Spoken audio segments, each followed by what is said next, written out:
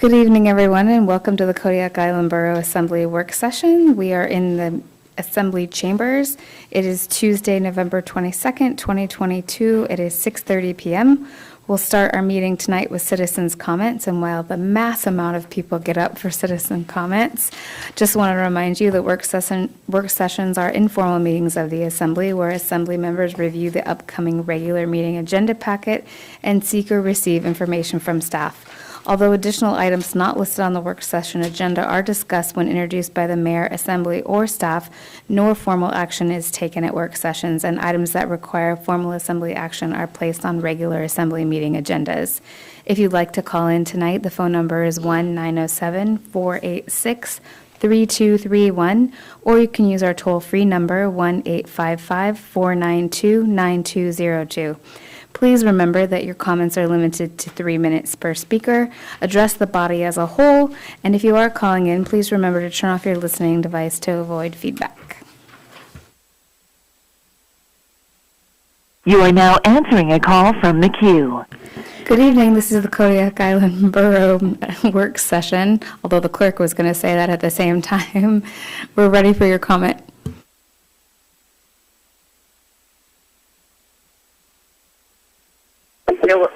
This is the Carlick Village. We are just calling in to listen. Did we dial the right number? I don't know if they've never sent any other number. You call this? No. Well, Alicia, can you hear us? No.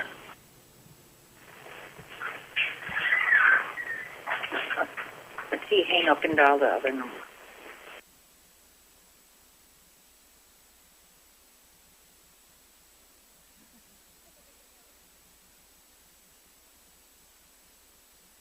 Mr. Neff, do you want to give your comment, and then we'll try to get Alicia back on the line here in a second? Sure. Thank you. Hi, my name is Court Neff. Thank you, Borough Assembly members, for your service. I wanted to say thank you for putting on the agenda today the discussion of the access to the building. Also want to thank you for the fact that just doing your job, you demonstrate a lot more community service than 99% of the population at least. So I just want to acknowledge that I do appreciate what you do. I am concerned about the access thing, and the reason I'm concerned is there's a lot more ways to make a budget work and an economy work than just raising taxes, getting more money. And one of those ways is increasing efficiency and productivity. Me as a business owner, I know that if I can't raise my prices, I can get a new tool, I can go twice as fast, I can perhaps teach people better so they can do their job better, cut costs in my materials, that sort of thing.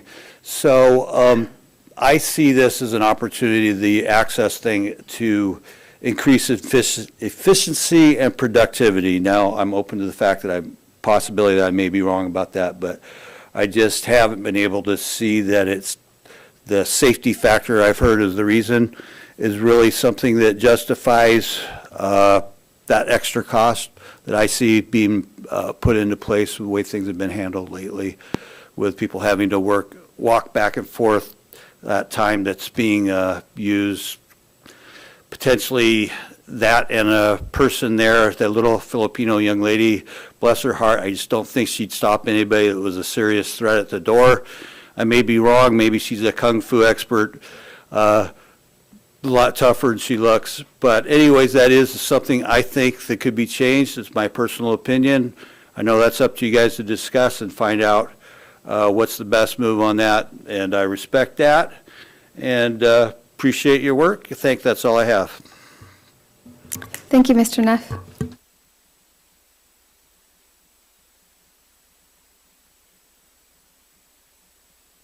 If you're listening to us on the radio, we have someone that's trying to log in to our Zoom link to give public comments. So we're going to wait just a couple of minutes to see if they can make it through.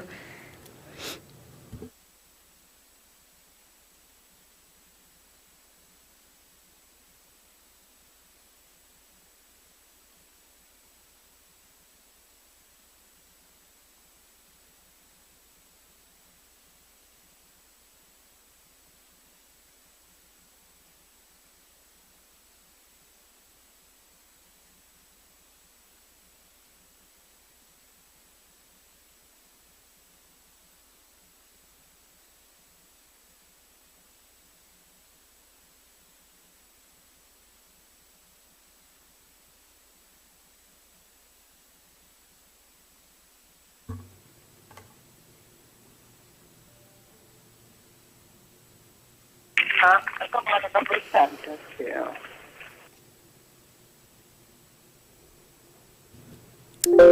Dora, we welcome your public comment. Thank you.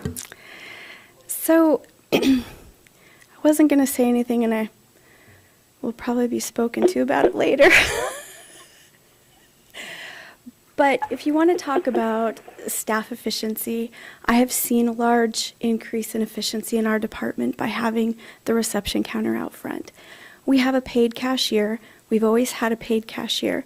She has simply moved locations. She interfaced with the public downstairs. She now interfaces with the public upstairs. That part's not an additional cost for the borough.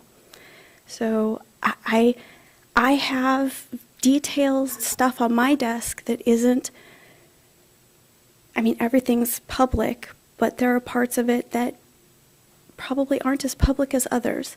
And when I have somebody stomp into my office and start yelling at me out of the blue, sometimes I have to, scoop stuff away from my desk so that that's out of the way and stop what I'm doing, and that's not really efficient.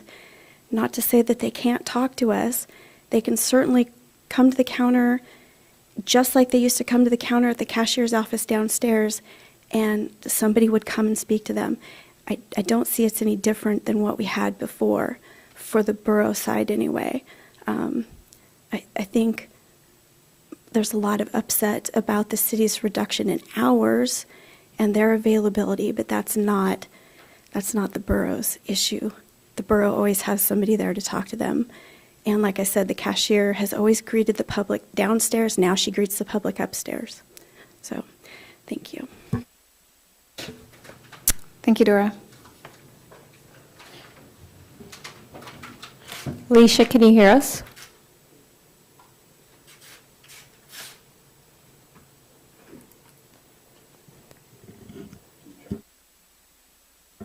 Alicia, can you hear us? Yes, can you hear me? We can hear you.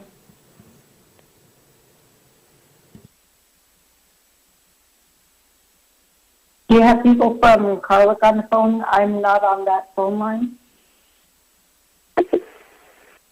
Yes, Carla is here.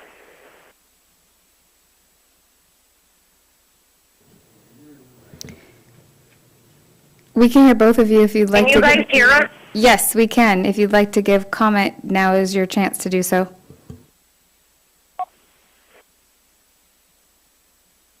We submitted a letter, and we just wanted to really listen in on the meeting. Is Dave online? He's not online, but he is here at the meeting. Oh, Dave. Dave, were you going to read the letter first, or did you want us to comment first?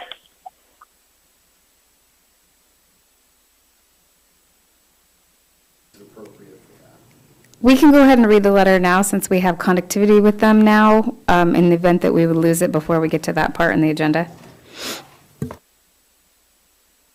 Dave is going to read your letter now. Yes. Okay, thank you. So I received this letter this afternoon. It is addressed to me. The community of Kodiak will be irreparably harmed by the loss of our school.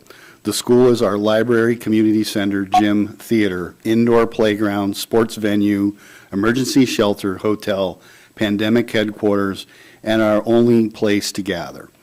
The school is such an essential part of the community that it's hard to put the importance of the school into words. Like every rural community in Alaska, we see depression and hopelessness in our young people, and we watch them struggle with substance abuse to cope with that hopelessness and depression.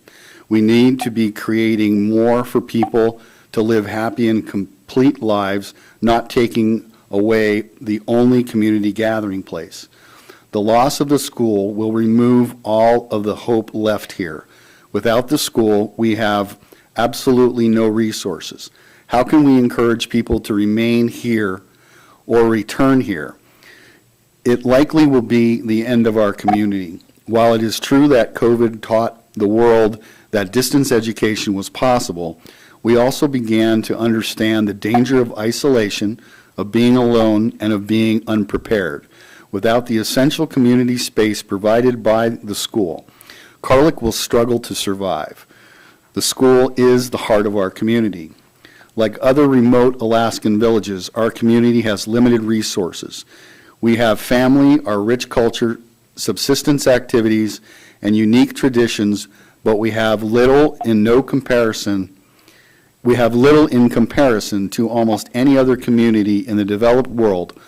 All we have is wrapped up in our school. The loss of our school would have a profound and long-lasting impact on our community. Most of us see it as a death sentence. While it may seem reasonable to many that we relocate to urban Alaska, such forced relocation always causes death. None of us will willingly leave Karluk. It has been our home for over 12,000 years. The residents of our community are not well equipped to live in urban Alaska after a lifetime on Kodiak Island. It is difficult to rent a home with no rental history or credit, hard to get a job with no experience, hard to eat non-native foods. All of this will impact elders the most. There will be a cultural disconnect with kids growing up elsewhere, not knowing their culture, land, language, and traditions. And that will be the end of our tribe. You can see how this happened in other communities in rural Alaska in the past, such as, and I'm going to slaughter this, Ogamute, Bill Moore's Slough, Hamilton, Georgetown, and more. The community understands that there are costs involved, and we will work to find funds to maintain the school. We have several ideas we are actively working on. For example, the tribe receives funding from DOJ to provide services to victims of crime, and will be able to rent part of the school building for services. These plans cannot yet happen due to the state of the school, so we feel powerless. Please work with our community to help us keep our school. Thank you for your time in the matter above. And it is signed by, and I didn't count them, but I'm going to say probably almost the entire village. Thank you, Dave. I appreciate that. And this is Alicia Andrew, and I just like to add that, you know, with Karluk, it is unique also in that we don't have support from village corporations, the regional corporations like the other villages do. Karluk Tribal Council is it. And we are willing to, we have a grant writer and looking into other funding that may be available to help with the school or having the school utilities paid for. I think the letter says it all, but we would like to look at any other avenue than closing the school or disposing of it. Feel like it's a little unfair that this was just sprung upon us. I had had no knowledge, the council had no knowledge of this being a possibility. Not that we're shocked, but at the same time, it wasn't a lot of time to look for resources to do anything to supplement or to help with the expenses that quickly.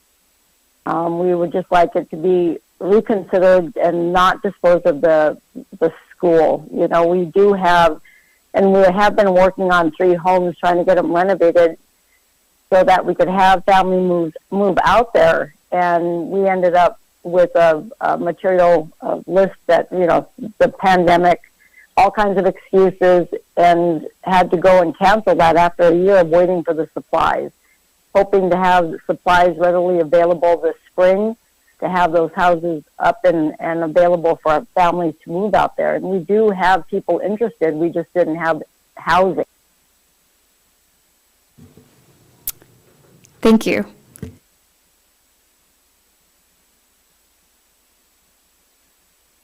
Catherine, anybody there have anything to add?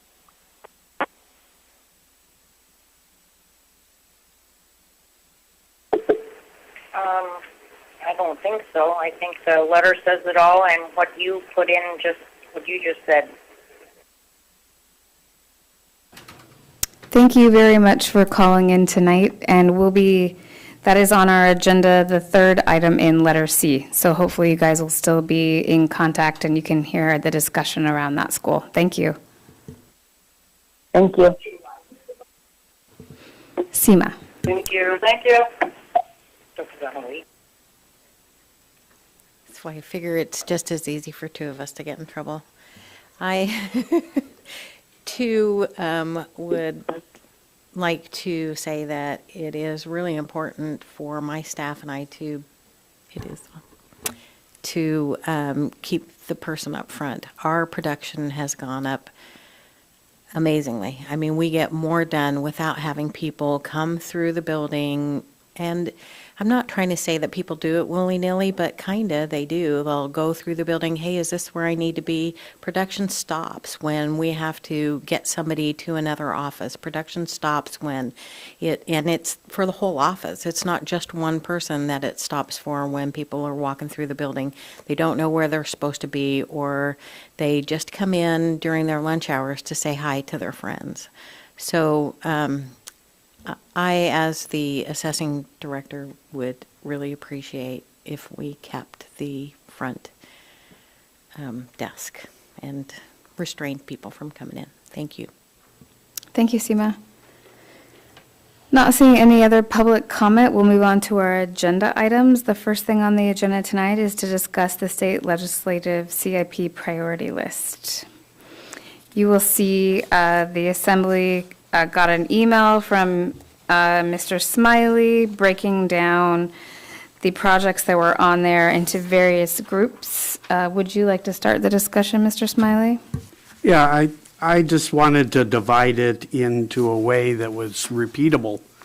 And I don't think the order of them is necessarily the final one. I just wanted to segregate things so that we could follow them. My main goal on this was to highlight the village needs, which I think is something we tend to skip over a little, in part because of the distance, in part because communication is sometimes difficult, and I wanted to highlight them.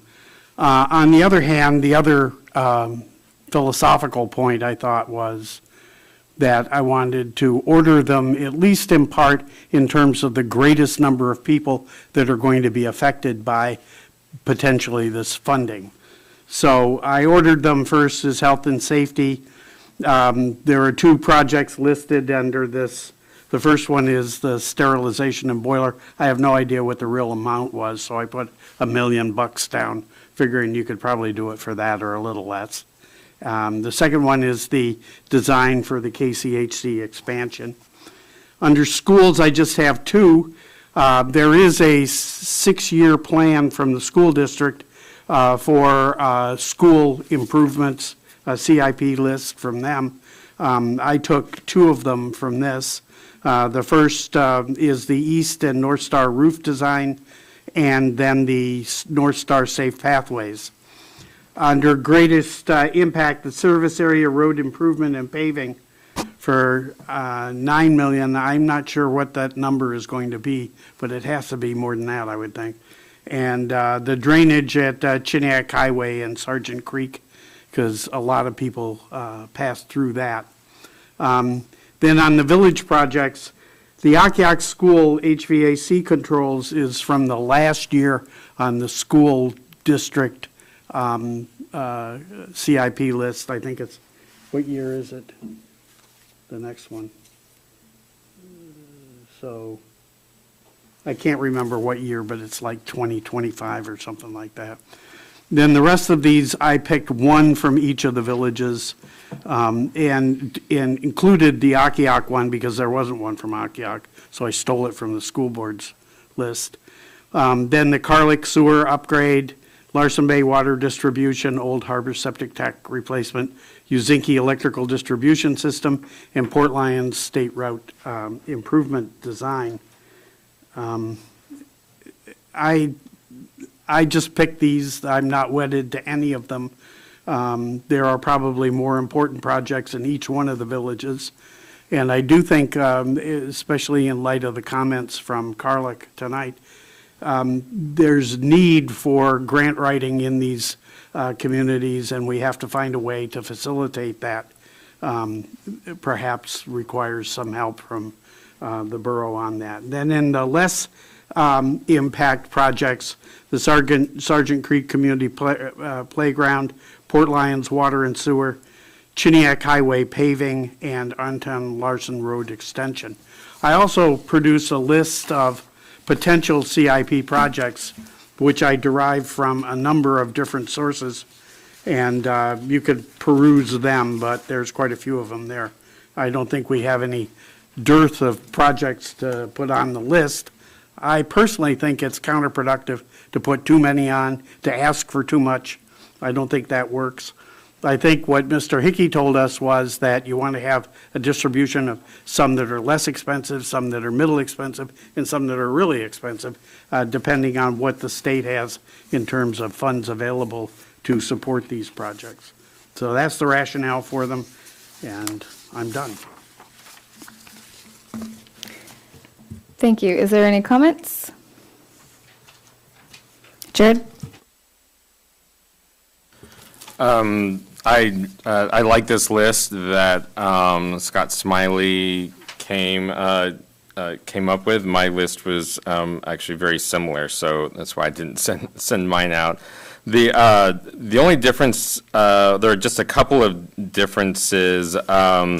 I prioritized the school projects before the health, before the Providence and KCHC expansion one, because to me they seem a little more urgent, though I'm not too familiar with, maybe we need some explanation on the sterilizer and boiler, because that also sounds pretty urgent at Providence. But also because our responsibility to the education in the schools here. But if we decide to go 1 and 2 with health and schools, that's fine. I thought that the idea of moving or identifying specifically the village projects was actually really kind of cool. But I think to me, some of these are pretty urgent. The sewer system, the water, the septic tank in Old Harbor, electricity in Uzinki, and the water and sewer in Port Lions, those to me seem kind of urgent, and I would actually take those out and move them in the health and safety section. And then really that's it. I like seeing the greatest impact items there, and the less impact items I agree with. The one that I had a question mark on my list was about the pool. What's going on with the pool and how urgent is that? So that's kind of where I'm at. Can we ask questions of Dave? Is this okay? I have a couple of no. Dave says no. So I guess my first question is, can you talk about the Providence sterilizer and boiler and those issues? So I'm going to sound like a broken record here. We have a 25-year-old building that has 25-year-old stuff that hasn't had anything done for it for 25 years. So consequently, you have issues, Providence has issues, not so much with the boilers, but with the equipment, the RO, the RO water equipment. It has to do with the making of steam. You need the steam for the sterilizers. We're down to 1 sterilizer from any point in time. Knowing some folks that work directly with the ORs and whatnot, and speaking with the staff, effectively there can be times when they are down to 1 OR because of not being able to sterilize equipment quickly enough. And there are times that they could potentially close down, that there would be no surgical availability here, that everyone would have to be flown out. So I would think that would be a priority. The $1 million number, as Mr. Smiley said, that was kind of a wag. I think that all of these projects are good projects. I think they've been identified. I'm going to kind of go off topic here slightly, if I may, in that I think that maybe this isn't the appropriate time, but shortly after this list is vetted and done, we need to talk about how these lists are developed, because it's always willy-nilly. And I don't doubt that any of the projects in the village need to be done, but how many of those costs have actually been vetted, or are they numbers pulled out of the air? Because if you're going to ask for funds, you need to make sure that you're pretty darn close, because you ask for grant money and you don't have enough and have to give it back, or you don't have enough and ask for more, the next time you go to write a grant, your credibility level is lower than it was when you asked for it. So I think that maybe a conversation or a specific work session to discuss how this list is actually put together and what is required to make the bar of the list might be a very good idea for future, because it's very frustrating for the staff to put this together and then have 15 other things thrown at us that we do not know where the numbers come from, because I will not justify a number that I don't know is somewhat accurate. I sort of went off there, but I do believe in everything I just said. Thank you, Dave. Joe? I like this list as well, the one that Mr. Smiley has brought out. I can answer a little bit as to how Uzinki comes up with their CIP list. They do their due diligence, they check on prices, and their estimates are pretty damn close. I believe Port Lions is the same. I don't know about the rest of the villages, though. So whenever you get numbers from Uzinki, you can bet that those numbers are pretty close to what the cost actually is, because they do a lot of their background checks, and they have good people working for them and with them. One thing that Mr. Smiley has on this less impact projects is the Anton Larson Bay Road extension.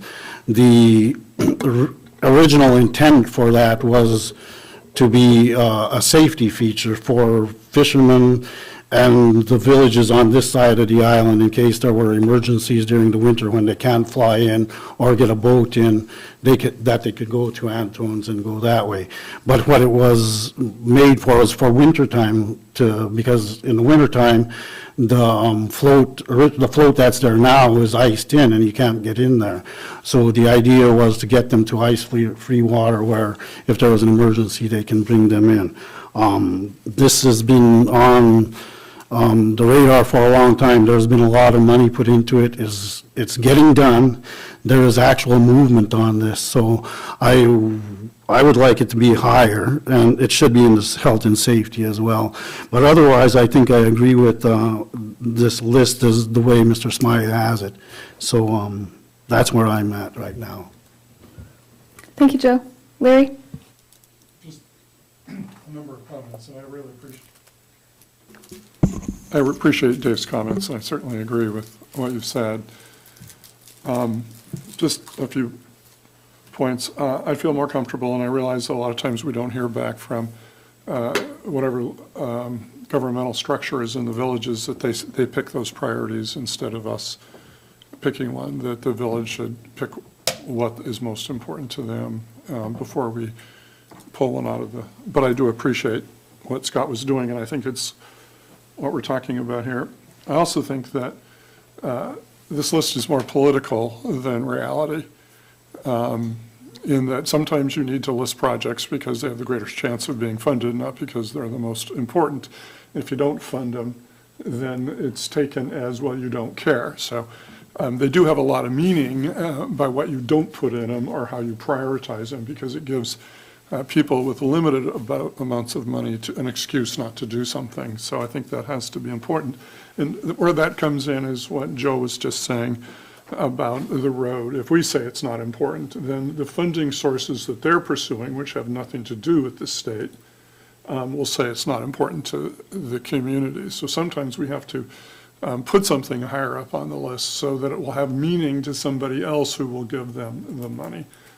Which I think is fairly important. The one thing I was going to ask about the hospital, a certain amount of money from their lease of the Borough facility goes into renewal and replacement, is that correct? Yes. Is it possible, future discussion item, to see if perhaps we need to raise that amount so that we have money to do these kinds of things, just a thought to look at, profit structures of the hospital and say, are we putting enough money, because it's an older facility now, into taking care of it? Because we don't have the money, but there's a lot of money going into that hospital from the community. And it's just a thought down the road to maybe raise that amount so that we have that money available. The other is, I'm just going to go down this list real quick, is the Denali Commission specifically funds infrastructure projects in villages. And the federal government, I don't know how familiar you are with the Denali Commission, but it's a Ted Stevens artifact that has put well over $1 billion into rural infrastructure, from sewer systems to fuel maintenance to some of these things that are on here. If there was a grant coordinator, I don't mean writer, but a coordinator identifies sources of money and helps develop people that can take care of it. And I've written millions of dollars worth of grants on the weekend when it's been sunny out, just because I wanted to sometimes. And it's a lot of money out there. And if we had somebody out there specifically who coordinates grants and then has a list of contractors who can write them, a lot of these projects can be taken care of. The other area that I'm concerned about that is sort of in a no man's land, and Dave can probably speak to it as well as I could, and that is the auditorium. It's the facility without a country. It's not a school facility anymore. It was built as part of a $29 million bond issue in the 80s that built Maine Elementary and refurbished the middle school. But a number of years ago, it lost its school district account number. So it's not a school facility, it's a borough facility. And sometimes you don't see it on the school district lists anymore, and you don't see it anywhere on the borough list as far as I know. And as an example, the lighting system, which I know that you're aware of, has 60 to 70 modules that they don't fix anymore. You have to buy them on eBay. And the whole system of the auditorium is ready to break down. I don't want to be melodramatic. I know that you've looked at the system, and at some point in time, someone's going to have to pay attention to that. So it's just a thought that the auditorium can't be lost. The pool, I'm glad you brought it up. I know that you're well familiar with the pool, and I know that as far as I know, when they built it, they didn't seal the rebar. I don't want to simplify it, but I know the district about 6 years ago spent $50,000, chipping out and hiring someone to, and I don't know what the status of that is. I know that the decomposition from the sealing pool is starting to degrade the rebar.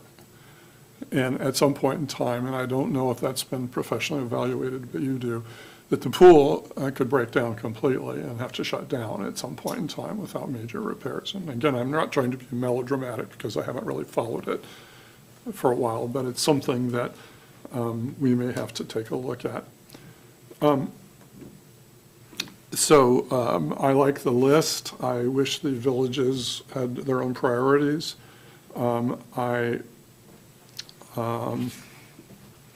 see here. And I believe that, the last thing is, we're spending a lot of money on fixing things, which we need to take care of. But a community doesn't stay vibrant and alive by just trying to find ways to fix things. They stay vibrant by having quality of life issues. And I'll give you an example. There are two issues there. One particular is the Mill Bay Beach access recreation upgrade. And I think those kind of things are pretty important because they're quality of life. And if you go to Mill Bay Beach, you see cars there all the time. And, it's a wonderful place. The whole community goes there to watch the waves or to fish, but they can't get down to that beach. If you try to get down there, you can't. There used to be stairs down there. And I think that as we start developing priority lists, that sometimes we just need to do quality of life things and include them in that list so that we don't spend all of our time fixing things and forget about the very things that make people want to live here in Kodiak. So I would advocate for, personally, that the Mill Bay Beach access and recreation upgrade at least be increased or certainly take a bigger stage in our budget development. Thank you. Thank you, Larry. Scott?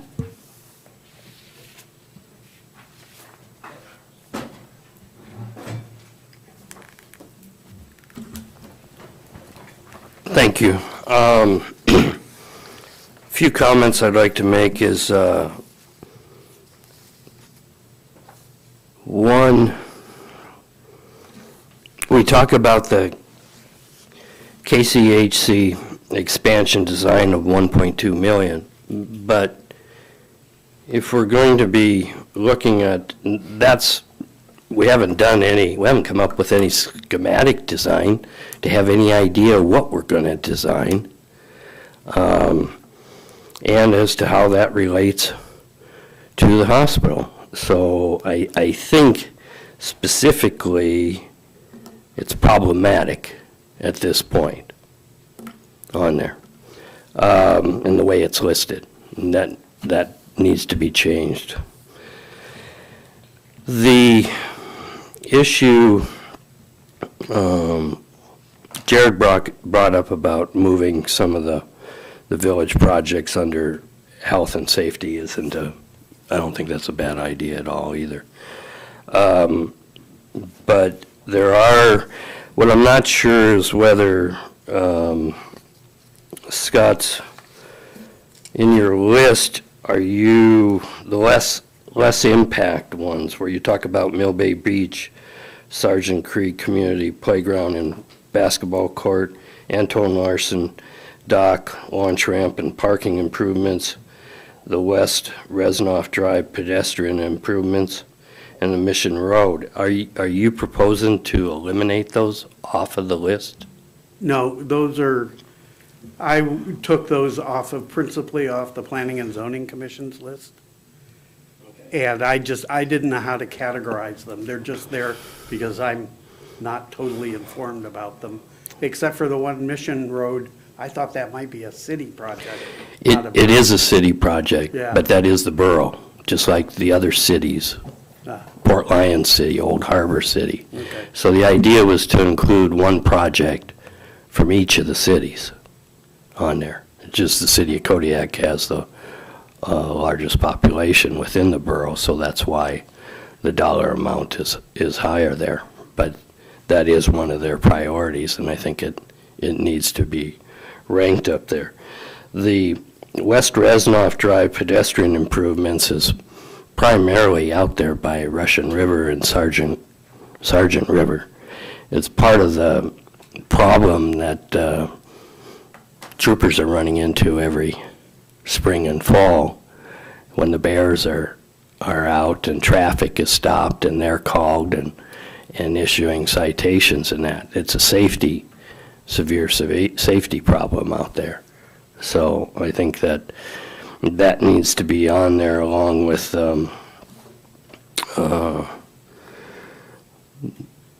drainage on the Chiniac Highway and Sargent Creek.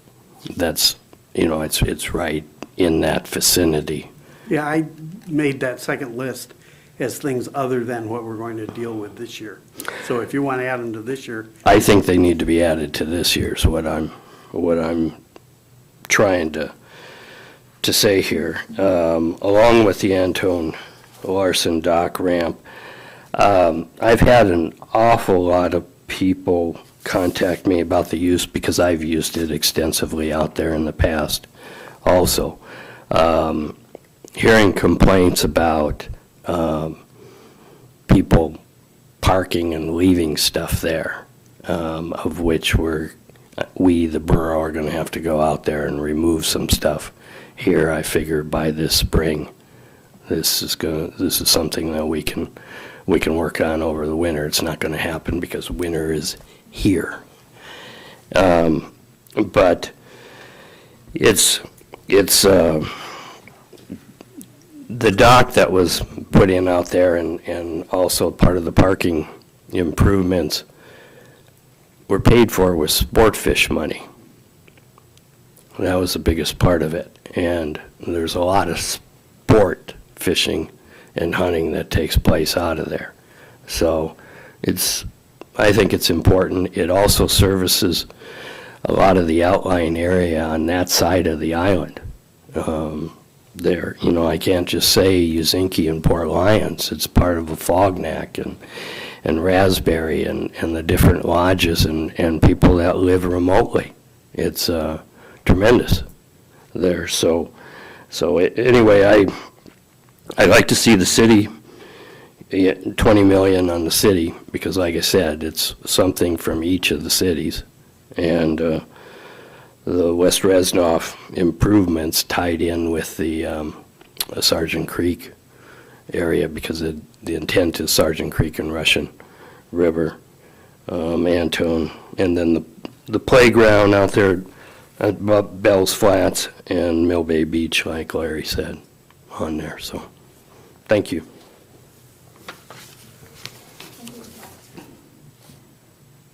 Jeff and then Joe. Yeah, thank you. I guess one question before I go into my read of the list this afternoon and my thoughts on it, if I could, of the manager. Who writes the narratives that we read on this list? Is that coming in from communities, or is that coming from staff? Staff. Okay. And that, if I may, that's kind of part of my issue, is that if indeed there is planning done in the villages, which is a great thing, or by whoever, there's no reason that a copy of that rationale cannot be accompanied with the request. Yeah, okay. So with that understanding, the KCHC, and I hear Mr. Arndt on that, but I also know that we had money put aside to look at that from the hospital and the old hospital at one point, and then that got nixed. And we didn't look at that. But KCHC for me rose to number 2 as well. And I think that healthcare in this community is critical. And I think supporting their request makes sense to me. So it moved to number 2. My number 3, though, became Uzinki electrical distribution system. Based on the description of what I'm reading about that, it sounds as though many of the components of that system are near or at end of life. And so I think that you're just kind of flirting with watching one of our communities lose power. And that's based on what I'm reading in this description compared to some of the other descriptions and narratives. That one rose up to number 3 for me. I was glad to see the Antone Larson Dock launch ramp and parking improvements not on the list myself. And that's because for years I've looked at the same boat sitting in one of the spots out there that's not on a trailer that's been there for at least 5 years now.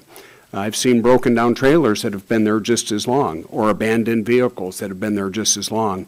And if somebody went out there, and it's going to cost money, hauled all that debris that nobody else takes ownership of anymore out of there, you'd have a dozen more spots very easily, probably more. So I kind of feel like until we have some teeth in whether it's code enforcement for abandoned vehicles or abandoned property, and we do something about it, putting that on the list to me, whether it was Antone or it was Mill Bay Beach or wherever you want to put it, doesn't make any sense to me until we actually take care of what is already an existing problem in my mind. You know, the Antone Larson Road extension, I've said from the minute I sat on the assembly that until I know who's going to take over the responsibility for road maintenance, and there is a plan in place for that, I understand the need for health and safety. Heck, I had a heart attack on Antone Larson Island. Unfortunately, that happened before winter hit, and I was able to get back to town. So I get the idea of health and safety, believe me.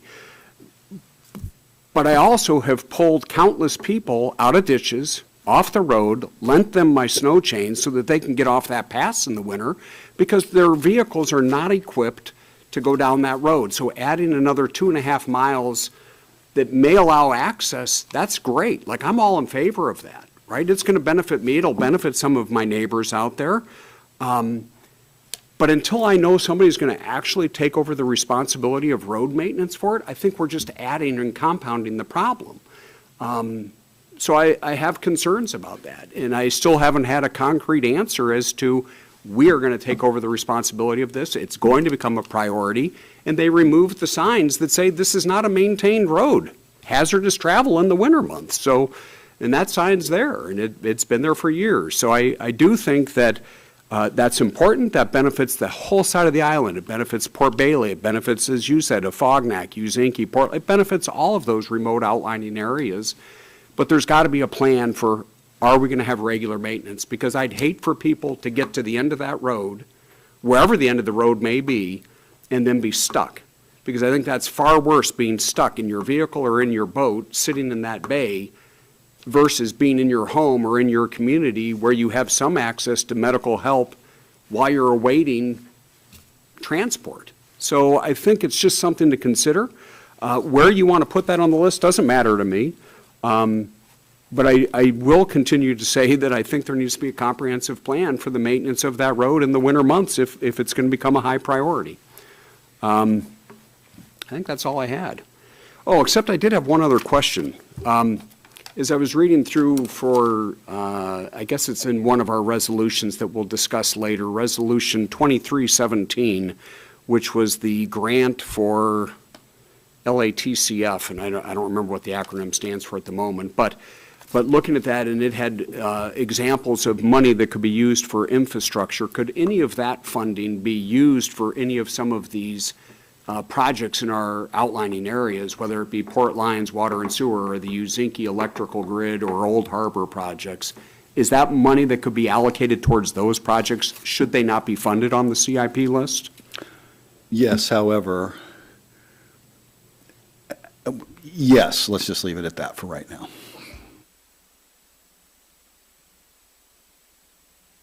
Joe? I think it's worth it to remind you that a CIP list isn't obligating the borough to be spending any money on these projects. These are for helping communities get money from wherever they can. And if it's higher on a borough CIP list, that means that it's more needed, let's say. As far as I know, any of these projects that come from Uzinki, the narratives are done by the staff of the city of Uzinki. I may be wrong, but when they send it to me, I get all the narratives. If they don't have a narrative for one of our projects, we email them and tell them that they need to send a narrative in, because we can't expect somebody here in Kodiak to write a narrative for a village project, because how will they know? As far as having to have a complete plan in place for the Anton Larson maintenance, that's all well and good, but I don't know that it's a necessity. The Shunak tribe, the tribe of Port Lions and the native village of Uzinki are combining their village transportation programs where they can commingle their money so that Shunak could be the one that would be doing the maintenance. We had Duncan send us an email talking about this. I think also there was an email from Federal Lands that talked a little bit about the project. But one of the things that we have to remember is when we're setting up the CIP list, we are not obligating the borough to spend any money. This is just a helping hand to people that need the money for whatever projects they're going, and the higher on the list, the more important it is. And you're right in that as long as it's on the CIP list, that is good. It shows that it's a need, but the higher on the list, the better for funding. So that's all. Thank you, Joe. Larry?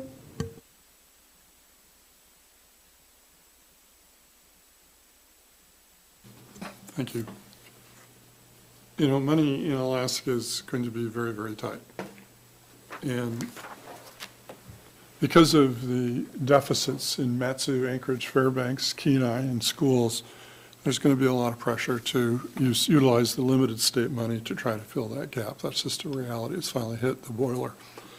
Kodiak will benefit from that in some way, but I don't know what it is. But you look at the schools, they're only going to fund what's on the school bonding list, grant fund. They're not going to leave that list and cherry pick. They try to do that from time to time, but it rarely ever happens. They use that list. So if number 3 and 4 are not on that list, the idea that the state's going to just write a check is not going to happen.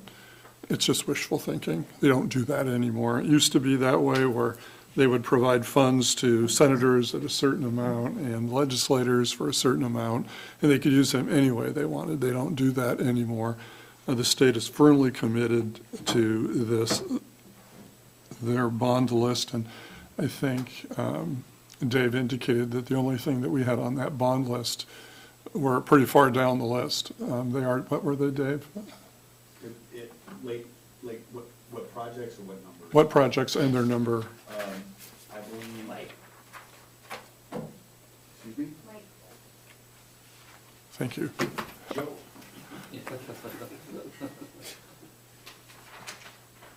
No, he's asking you to use your microphone.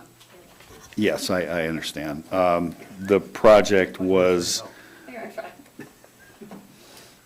the two projects were, the one was basically a repayment for the main roof, which I believe was like number 47, and then the other one was for the well at Kodiak, money towards the well at Kodiak, and that was like 51 or 52.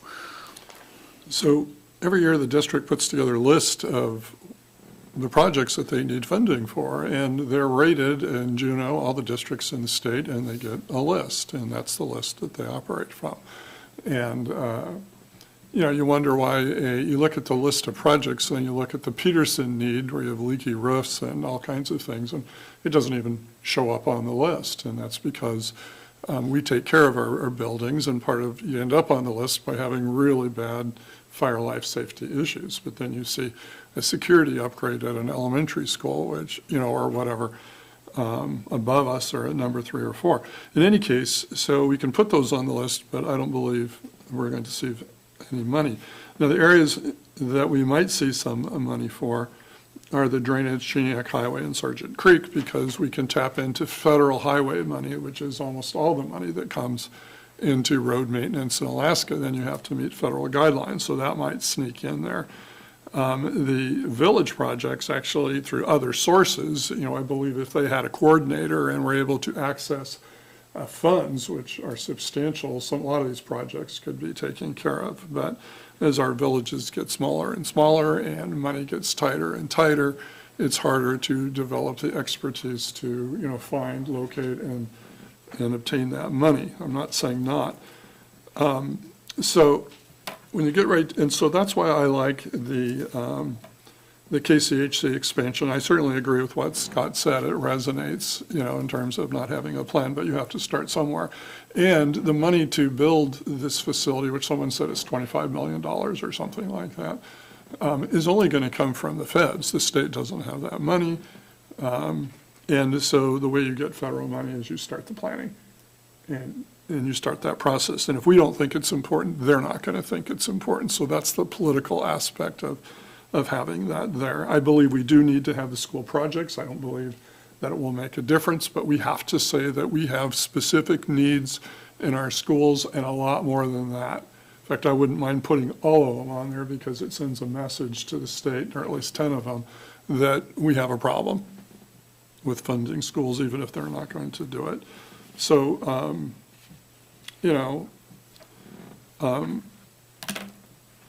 to me, we got to do it. If we don't do it, they'll say we don't care, and they use it against us. But as far as the list goes, I'm happy. I think Scott Smiley did a really great job putting something together, and I just will finally say that the Anton Larson Bay, I understand what Jeff is saying about the maintenance of the road, but whether we build that road or not is not going to increase the maintenance going through that pass at Anton. And I've been out on that water coming from Port Lions and Uzinki, and I would rather be stuck on land than stuck in my skiff, and so I would be more prone to get people safely to land where somebody can come and get them with the right equipment.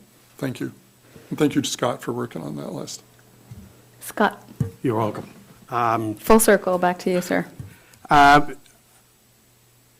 I think it's important that we don't put a bunch of things on in order to make a statement. I think we have to, given that money is tight in the state this year for a variety of different reasons, I don't think it's wise to put forward a CIP list that's asking for, wedding rings all over the place. I think we want to keep it inexpensive if we can. The first tranche is 22 million. And if we add some of the other ones, it goes up to 82 million. If we add another 20 million for the Mill Bay or Mission Road, whatever it was, it's going to balloon from there. I don't think that that's helpful for us. I think that we have to approach the state legislature as cheap and committed to reasonable projects that we think are worthwhile. I think we have to enunciate that some of these are for health and safety issues, some of them are for school issues. I think we have to work with the villages to try to find funding. I know Department of Agriculture and Department of Interior have lots of money that they'd love to give away. It's finding the right people to write the grants. So that's my 2 cents worth. All right, I'm gonna try to summarize. So here we go. First of all, we do need a grant coordinator that would help not only the villages but the borough. So that is something that I think we should talk about in the future. I know we have someone in the borough that's working on our grants, but I think that that would be something that we benefit from. I think the city is also looking at doing that. I think Mayor Branson mentioned that today. So that's something I thought was a really good comment. The Denali Commission was formed to fund rural Alaska, so that is something that we should look at and make sure that our villages are aware of and facilitate that as much as we can. As far as the actual list, from what I heard, 1 and 2 would stay in place, but we would move number 11 to the 3rd place, which is the electrical distribution system. And then taking into consideration that number 7 is actually a school project, it would fall under the schools. But from what Larry said, it doesn't sound like the schools necessarily need to be in that 2nd slot. So if we broke out the village projects, number 8, 9, and 10 would all fall under health and safety. So those could get moved up under the health and safety. So it would go 1, 2, 11, 8, 9, 10. Whew, all right. Then we could go to greatest impact with 5 and 6. And then we would have to go back and pick up the other village project, which is number 12. And then we could fit in the school projects 3, 4, and 7. And then we are to the bottom of the list with 13, 14, 15, and 16. So now the discussion is, do we want to pick up any of the additional planning and zoning suggested projects that Mr. Smiley found and add them to that list? Or are we happy with those 16?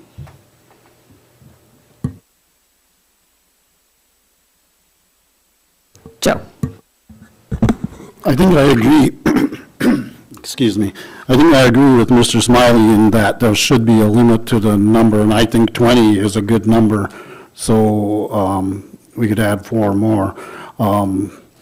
I, probably because I've been working on this for 10 years, would like to see Anton Larson moved up into the top 10. I would like 7, but in the top 10 would be good for me.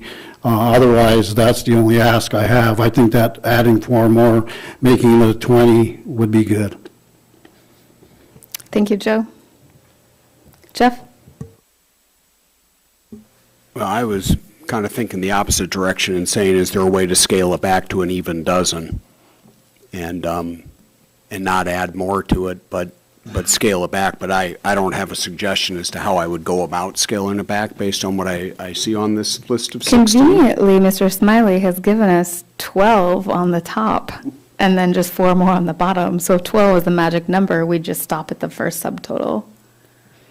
Well, that seems far more palatable than adding a number that increases our ask by $60 million. I think if you come in on a year where we already know funding and funding is going to be tight and you're leaving an ask at $22 million, makes far more sense to me than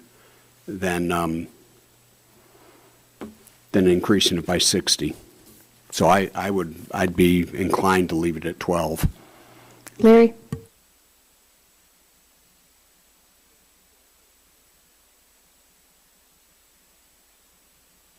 Thank you. I'm glad that you're there to do that.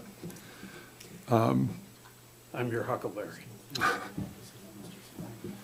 I would like to see the Mill Bay Beach access and the Sargent Creek Community Playground and Basketball Court included.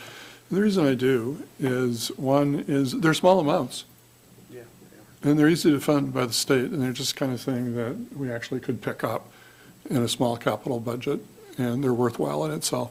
When you look at how much money is available, unless the legislature decides to put out go bonds, which wouldn't surprise me at all, to do school projects and reimburse for schools, but they still operate with that list last time they did it. But I think if we added those, it wouldn't really change the list from 12, and it would give them a chance to actually fund something with the limited amount of money the state has to play with this year. I just have to say that if the Anton Larson project is on there, that is not going to be very much state money, if any at all. That is being funded by federal highways, so having that on there is almost, it doesn't affect the state ask by very much, if at all. So let's try to keep that in mind, please. Now you're at 15.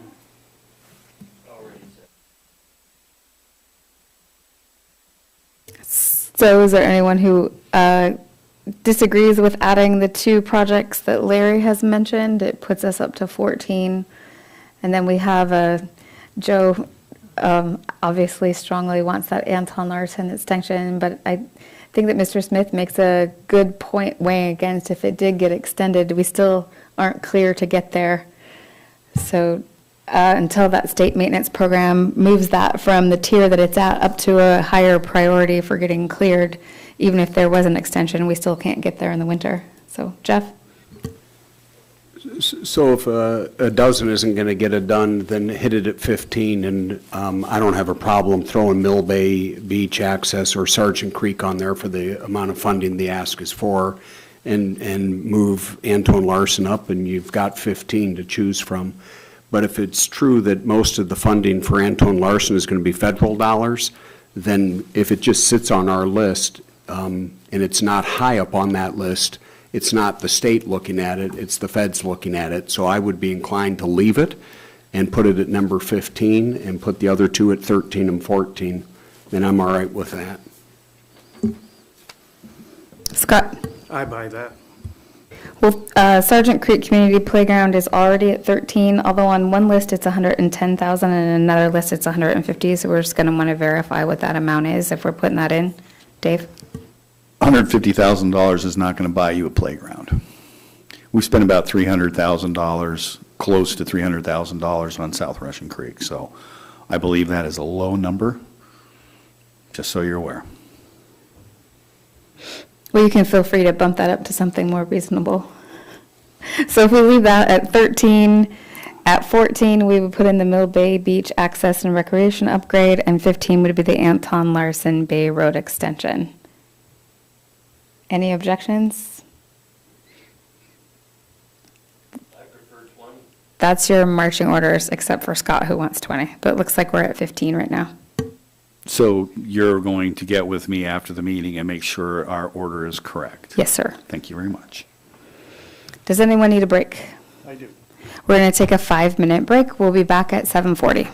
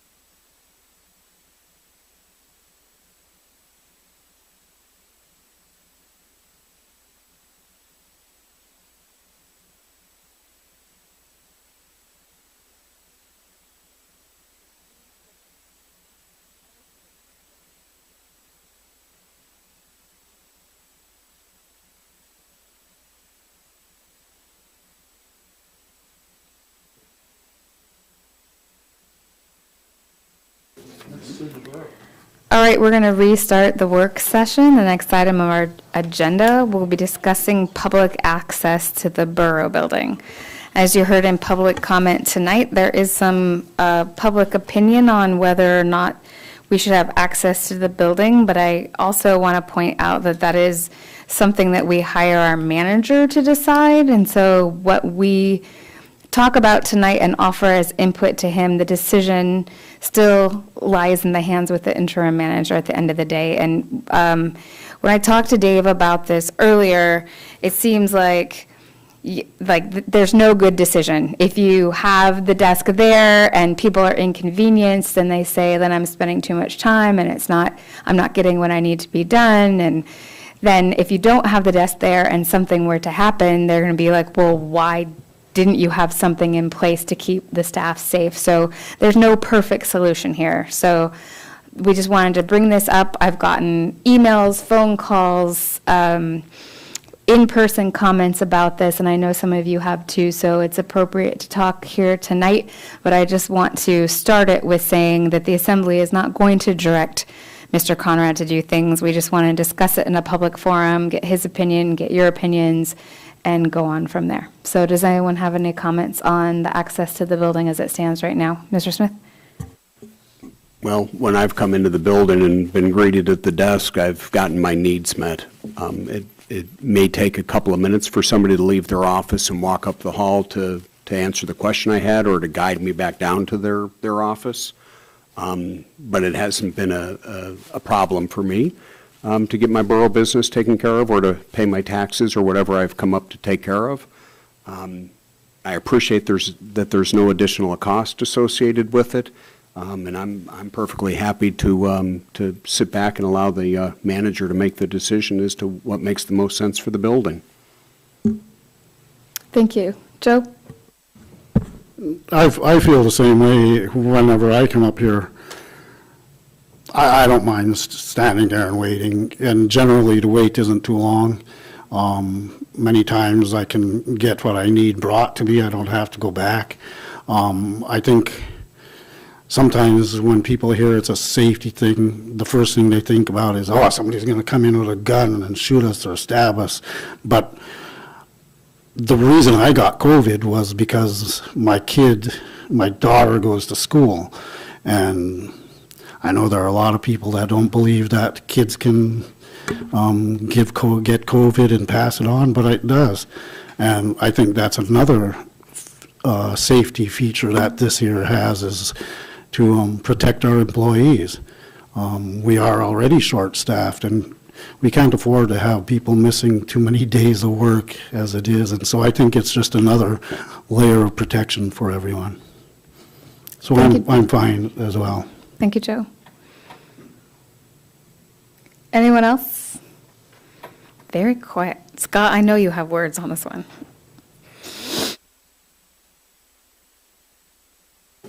Thank you. The reason the desk was put there was because of COVID. It isn't for any other reason. And I feel that we've passed that threshold to a certain degree.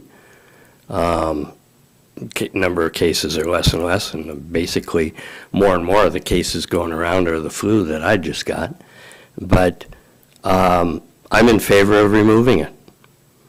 The reason it was put there, that's almost 3 years ago. So time to remove it. Thank you. Scott? I don't think we're done with COVID. I think it's mutating in a variety of different ways. The last booster that I got was for B4 or BA4 or something like that. But the point is that it's mutating and it's still infective. And so I understand Mr. Arndt's concern about the COVID, the big COVID is over and everything. But there is also the other part of the equation, which is safety and people fearing guns and stuff. And we certainly have enough instances in the news of people firing guns at various other people that they don't agree with, that could be a problem for somebody who is upset about some issue. And I can understand trying to have some control over that by controlling the gate. I personally think that we should probably have a metal detector at the front door, but we don't have that yet. So I'm in favor of keeping it. I don't mind the little extra time it takes.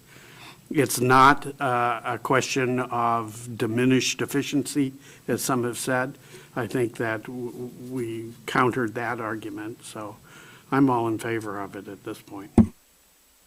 Larry?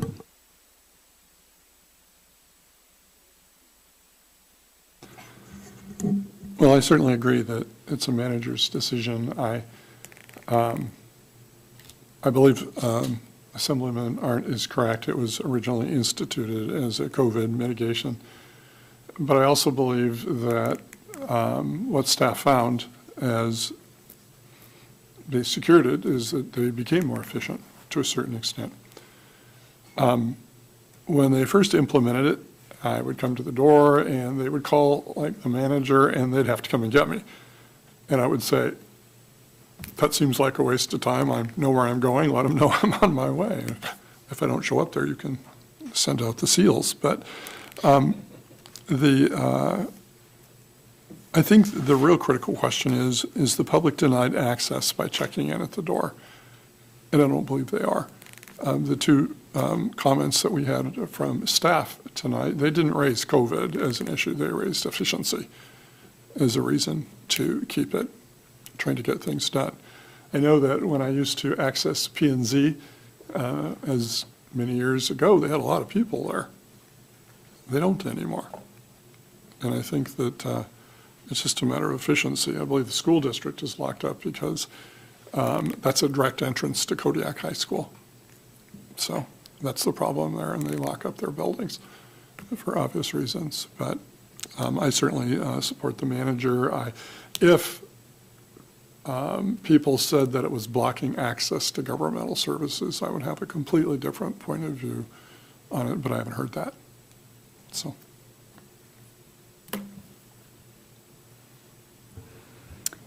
Any other comments?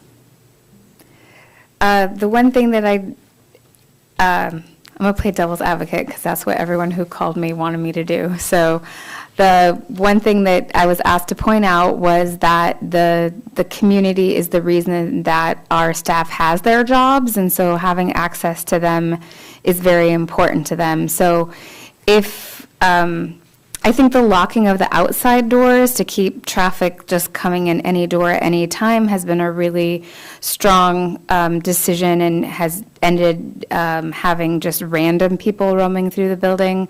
There may be room in the future, once COVID is less a threat or gone, that we could have people just sign in at the front desk and be able to walk to where they're going instead of having the employee walk out. And based on what our manager's decision is, maybe the city can do something different than the borough or whatever, have that leniency. But and I think I wrote Dave an email about this today, just when the community comes in and wants to know why we have a front desk, being able to express why we have a front desk will be really helpful instead of the people out there just being like, I don't know, I just showed up because that's where they told me to be. So I think just communication and education on why we're doing that. And I think if people understand it's a safety issue for the staff, that it will be a lot more palatable than if the front desk employee just doesn't know why they're there. But at the end of the day, I think you see that you have the support of everyone around you, that it's going to be the manager, interim manager, acting official, whatever your name tag says that day, it's going to be your call. Dave, any other comments about this? All right, the next item on the agenda is discussing the application to the Local Assistant and Tribal Consistency Fund.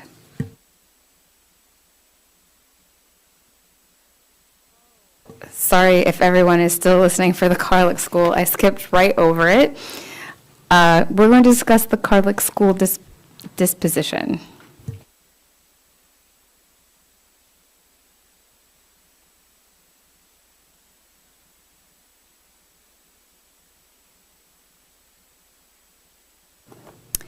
Dave, do you want to give a staff report on that? So in 2019, Borough was responsible for taking over the costs associated with the Carlick School. And ultimately, I've been approached by several assembly members, both current and past, about the actual cost. And in the second paragraph of my staff report, third paragraph actually, it has been $332,335 for the 4 years, 2019 through 2022. And so far, as of the date that I pulled this for this report, it's been about $30,000. And the question is what is the taxpayer willing to bear here? Because all of us are paying for this, keeping these rural schools open.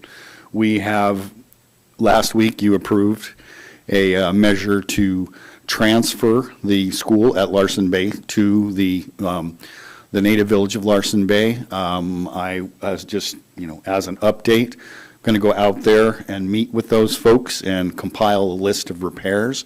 I believe a similar thing should happen to Carlick. I felt bad, and I am the one who reached out to Carlick here a few weeks ago to let them know that this was indeed sort of on the topic of discussion, because we don't communicate with them on a regular basis. We should communicate better with all of the rural communities, in my opinion.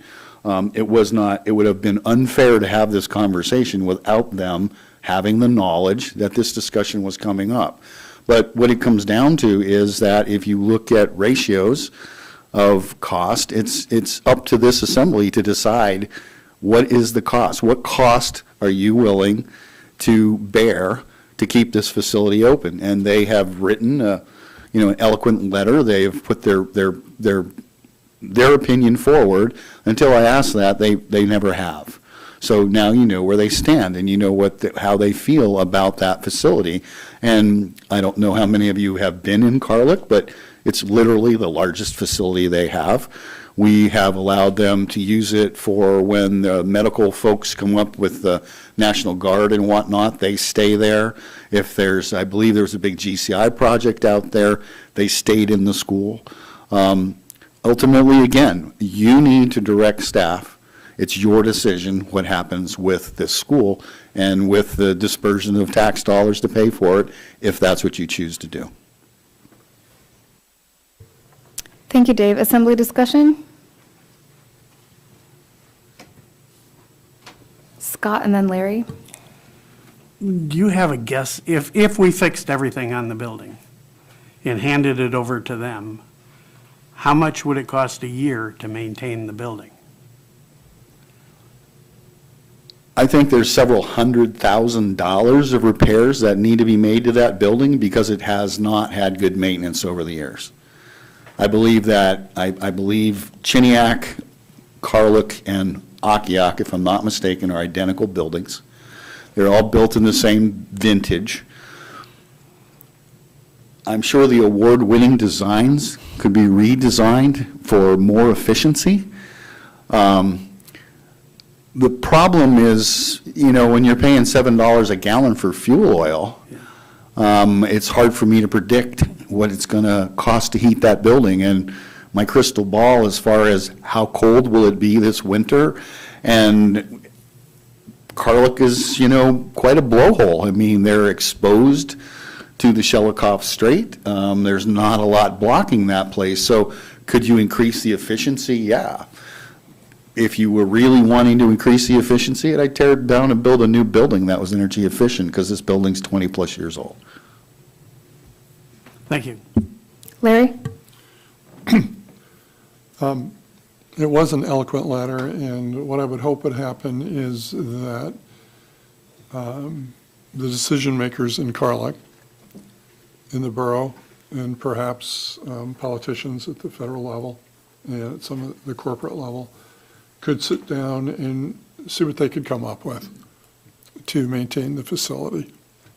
Maintaining a facility is expensive, and it takes a lot of work, and that's if everything is working well. If you have a windstorm that takes out something or whatever, it becomes even worse. In the past, we've even had to air freight fuel in at different times because of different challenges we had many years ago. But in any case, I think what the community is asking is that we sit down with them and with other decision makers that are not in the borough to see if they can come up with a plan to take care of the building and to maintain it and manage it in a different way.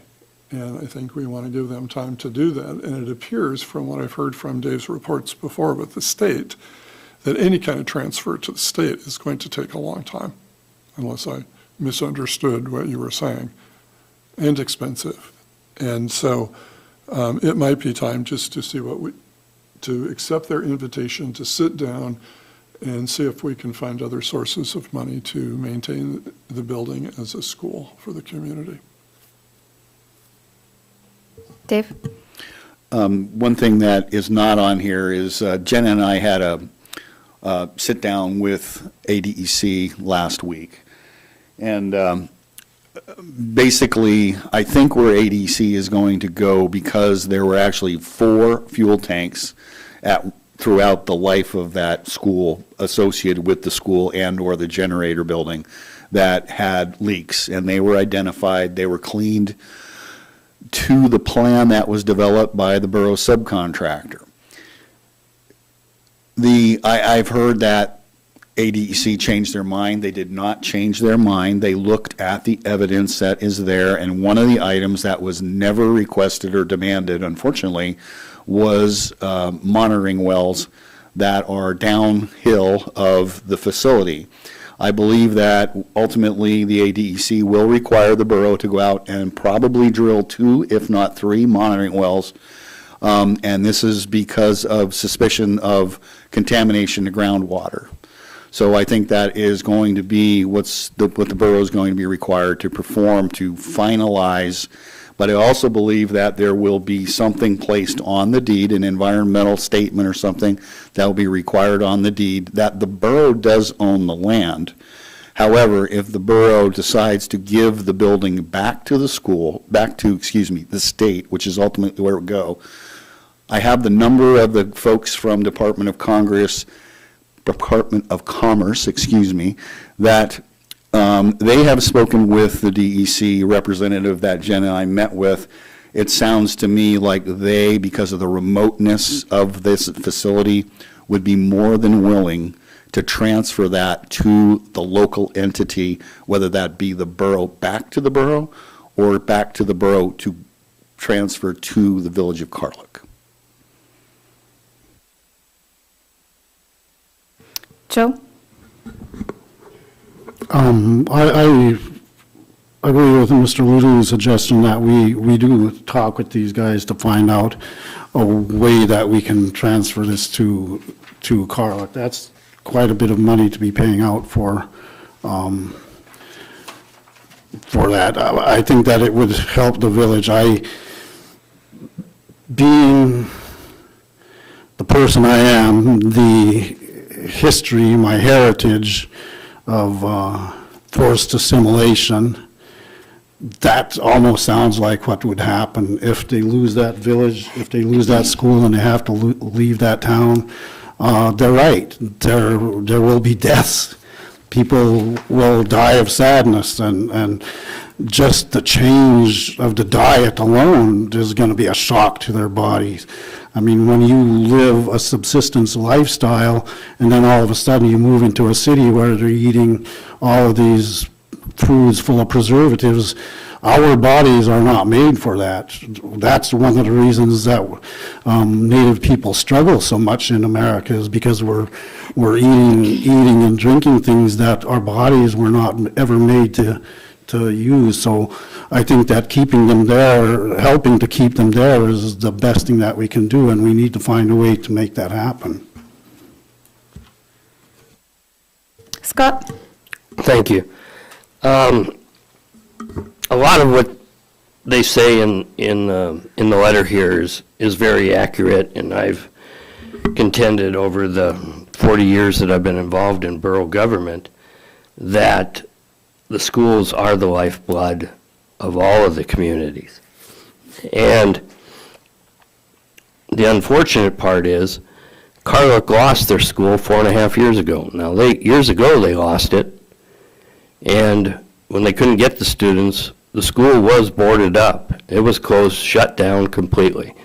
And then they got the students. We're now at 4.5 years. They know they got to do something or they're going to lose it because, you know, what's been happening is the borough has just been paying this. But patients are wearing thin, and 5 years is kind of the limit for me when I see nothing on the horizon for the next 5 years for them having enough students. So, you know, yes, this notice, Dave, in contacting them, it's bringing it to a head just like we have in Larson Bay. And I'm very much in favor of turning this over. But the buck is going to stop somewhere, and for me, that's going to be, you know, taking a serious look at the end of this fiscal year, which is June 30th. We'll be working on a budget, you know, and I want to see some movement on this as we're working on the budget for this coming year. Because let's be real, 5 years has been very generous for both Larson Bay and for Carlock. So, so I appreciate that everyone's saying, let's see about turning this over. And, because the community needs to be in control of its own community center, not the borough. Thank you. Any other assembly discussion? Mr. Conrad, do you need marching orders from that tonight, or we'll talk about that next week, or what do you need from us? That's totally up to you. I think we have a communication going, at least. We can open up a line, and I can try to get a hold of Alicia this week and see if they have any additional comment, or maybe have them share their thoughts with us for next week. But ultimately, you're the ones that have to tell us which direction you want to go. Jeff? Thank you. Sorry, I hate to repeat what others have said, but I appreciate that the communication lines are open, and I encourage that discussion to continue. And I don't disagree with Assemblymember Arndt with regards to during this next budget cycle, looking at this and saying it's come to a head. You know, we're looking at $100,000 a year on a facility, and I hear the community of Carlock. I've had the privilege of being there one time, and it's an amazing community on the island, and I certainly want to be able to support the folks out there, and this being their infrastructure for gatherings.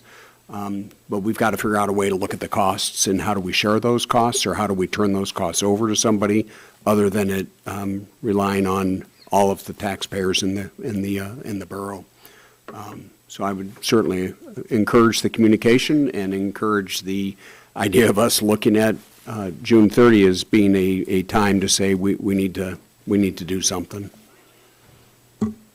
Thank you, Jeff. So I like summarizing. So what I'm hearing is that everyone's very appreciative that we have communication lines open. I appreciate that they took the time to write the letter and had so many people sign it. That's fantastic. As we move forward, I think our communication should be inquiring, is 7 months enough time now that they are officially been put on notice? I guess we could tell them that they have 7 months to try to figure out a plan. And so if there's ways that we can help them, we will try to find resources for them if they need help. And I know that they don't have that same network that some of the other villages do, but I think it's time over the next 7 months that we start looking at a solution. So I think we're going to continue with the status quo for this fiscal year, it sounds like, but as we're making our budget for fiscal year '24, it looks like we're looking at changing that. Does that seem like a general, everyone's kind of, we're not voting, but everyone's kind of nodding their heads. Okay, great. Is there any further discussion on that? Scott? I'm not sure I can read Larry's handwriting, but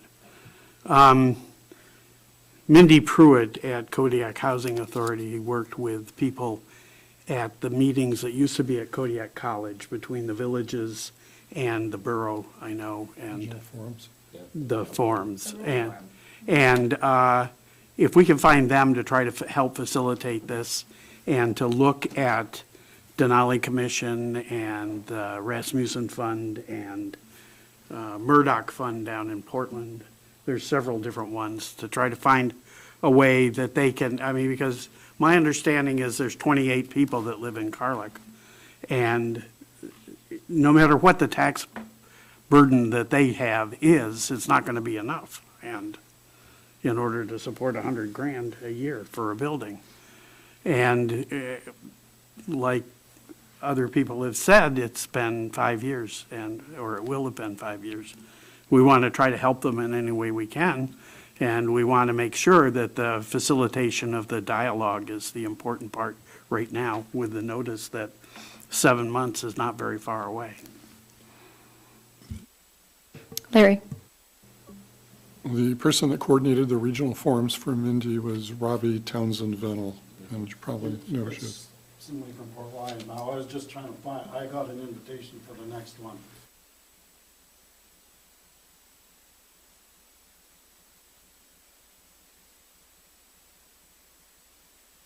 Thank you, Joe. That'll be really helpful.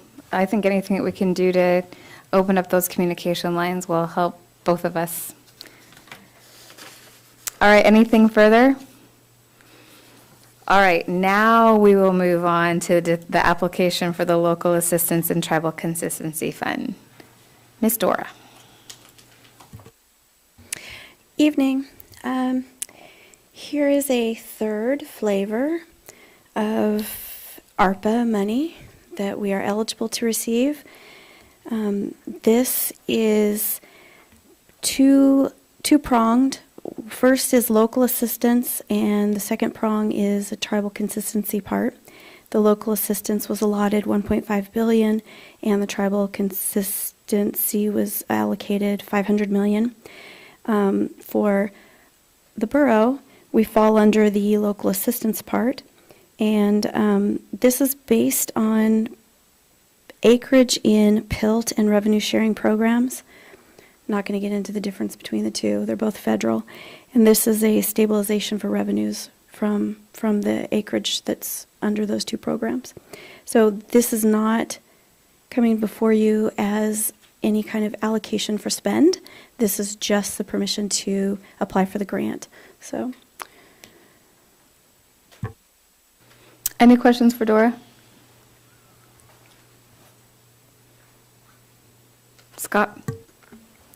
Yeah, I guess one of the things that comes to my mind is what kind of restrictions on spending, or is this similar to the ARPA money where it kept coming in a little bit at a time and kept changing? this, because it's based on acreage, based on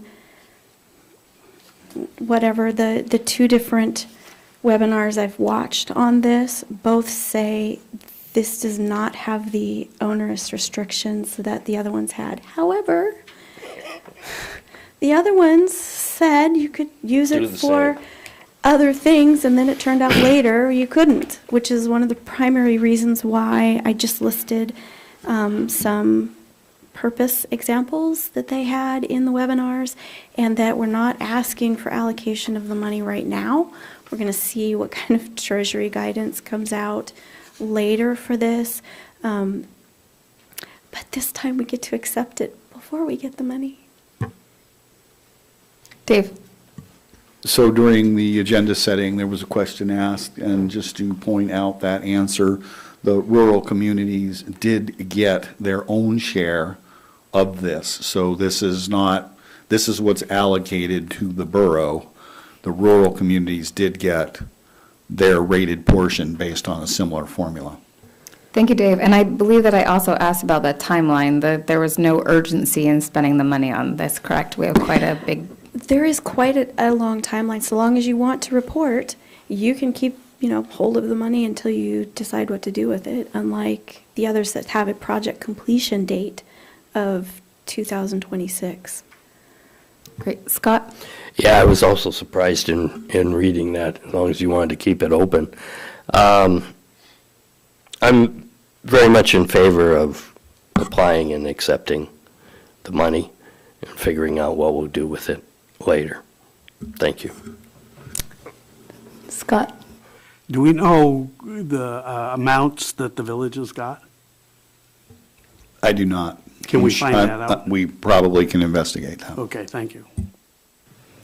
Any other assembly discussion on this? Okay, moving on to the, thank you, Dora. Next agenda item is discussing AML-related topics,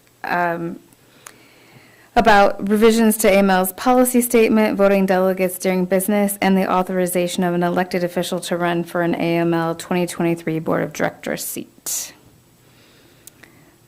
Lena, are you doing this one? Thank you, Madam Mayor. I have a recommendation here from the clerk for you guys to please discuss if there are any resolutions. We're a little bit behind schedule on the AML resolutions. However, we can still work on those if you, as a whole, would agree that there are some resolutions that you would like to present. And then discussion of the mayor serving as the voting delegate at the AML business meeting, which you will be present at. So then there is a board of directors seat that is open, and we will need that, to add that to the agenda for next week if you guys would like to elect somebody for that seat. I can answer any other questions, but I believe all the information is included in your packet from the borough clerk. But again, I can answer any questions you might have. Thank you, Lena. So does anyone have any comments on the first question? Are there resolutions or revisions to the policy statement that you'd like to submit? Seeing none, are there any discussion you'd like to have on the mayor serving as the voting delegate during the business meeting?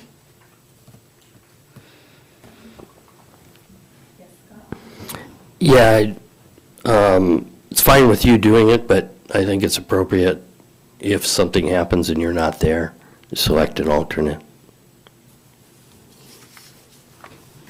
Now, if I'm missing, we know that Scott wants to vote in my spot. That's easier than me just who would like taking to be it. the alternate in the event that I get locked in the elevator? I'd be interested. Scott would like to be the alternate. Is there any objections to that right now? Great. Is there anyone who's interested in running for the seat? The AML board actually has a seat set aside for the Kodiak Island Borough. It's a year-long seat. Is there anyone interested in sitting on that? Scott? In the past, it hasn't been a Kodiak Island Borough seat. Did they change the bylaws? It's the Kodiak / Prince William Sound, and it's Right. right. Scott? I did that one year. It's not that big a burden, but it's interesting if you're interested in local government, I guess. So I recommend someone do it.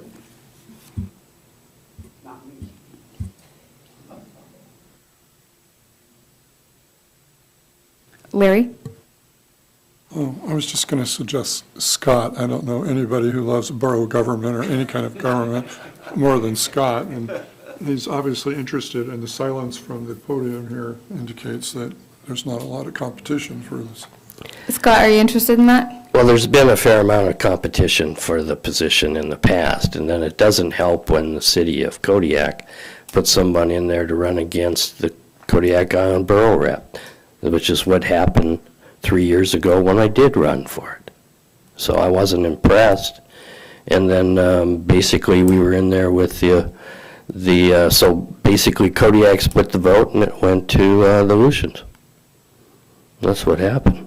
So I'm not convinced, and I only had the approval to apply for that one seat, and then there was a large one that that the city representative was trying to say we should apply for, and I go, no, you can do that. You already had, the city person already had that seat. So I wasn't impressed. So no, I'm not interested.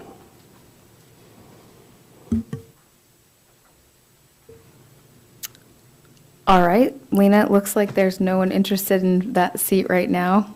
I'm learning to say no, but in the event that I change my mind, is there any objection if I ran for that seat? None. Great. Do we answer all of your questions, Lena? Perfect. We are ready to move on to packet review. Packet review and unfinished business. The first thing is the CIP list, which we've already talked about tonight. Oh, I like to skip things. Lena, do you have any clerk's comments for us tonight? Thank you, Madam Mayor. I would just like to say that I was ready. we do have a new assistant clerk that will be starting next week, and she will be attending the clerks conference with Nova and I. Nova and her will be flying out on Sunday, and I will actually be flying out on Friday for the Advanced Academy.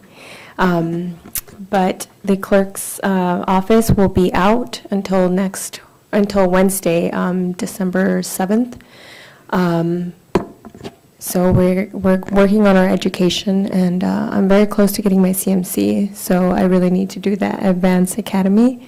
We're looking forward to attending. It's been a couple years since we've had the opportunity to go in person, so I myself am looking forward to the learning opportunity and, again, getting some more points towards my CMC. I'm 4 points away, so.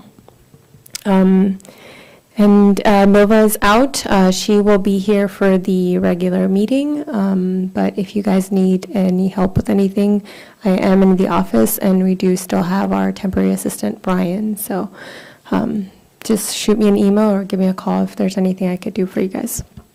Thank you. Thank you. Dave, manager's comments? Thank you.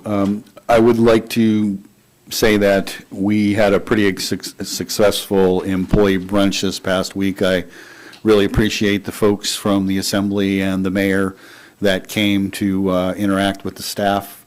That's always a good place to, break bread and have conversation that isn't necessarily associated directly with their jobs. I think it's a good morale boost for those folks, and I'm sure we'll be having something coming up with the next holiday as well. I'd like to say hopefully everyone has a happy and safe Thanksgiving here on the Kodiak Island for both the residents, the visitors, staff, and assembly. So I hope all of you have a safe and good Thanksgiving. Landfill is closed for Thanksgiving and the 24th and the 25th. However, they will reopen for normal business hours on the 26th. Alaska Waste is off Thanksgiving Day, but normal service will resume on Friday. So those of you who would be potentially skipped on Thursday, they will make that up.